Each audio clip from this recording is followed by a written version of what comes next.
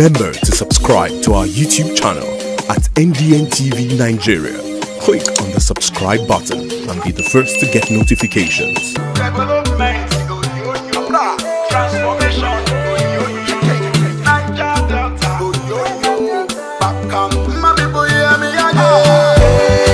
my Niger Delta.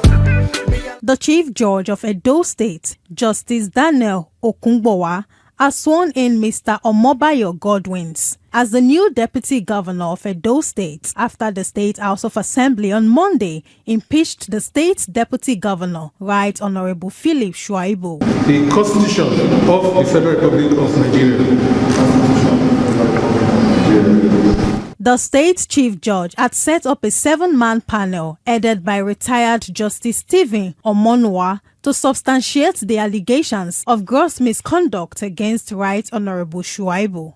Shuaibu, who was represented by Professor Oladoyin Awoyele at the inaugural meeting of the panel, told the panel that it would not be continuing with the panel's proceedings in view of an ongoing court case seeking to halt the impeachment process by the state legislature. However, the panel continued with its proceedings and found Shuaibu guilty of disclosing top government secrets, leading to the recommendation for his impeachment. 2 allegations that were levied against the respondent, the one bordering on perjury was not proved. So on the other side, the one that borders on disclosure of official secrets, the panel found the respondent as guilty as charged, and that is enough as far as the requirement for impeachment is concerned. The recent impeachment is not surprising, given that there have been speculations about this in the media for some time now.